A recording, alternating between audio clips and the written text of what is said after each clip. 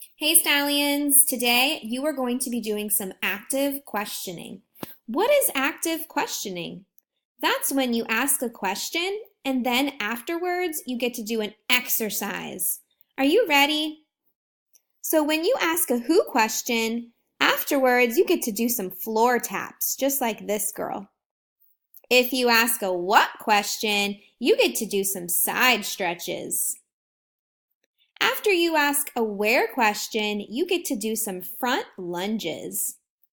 Maybe you're going to ask a how question and you get to do elbows to knees. Are you ready to do some active questioning? Let's practice. Take a look at this place. This is the beach. I'm going to choose one question word. Do I want it to be who, what, where, or how? I need to ask one question about this picture. I think I'm going to do, where? All right, so I'm going to ask the question and then I get to do my lunges.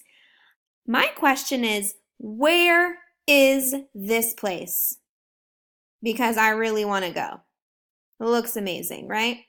All right, I asked my question. I used the word where, but you could use the word who or what or how. And now that I asked my question, which is where is this place, I'm going to do my exercise.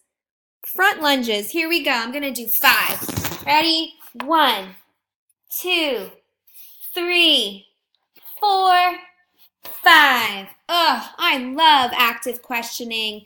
Are you ready for you to try?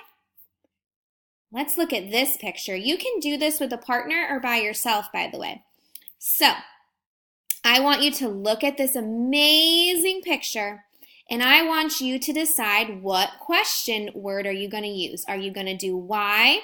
If you choose why, you get to do star jumps. If you choose what, you get to do side stretches. If you choose where, you get to do lunges like I did.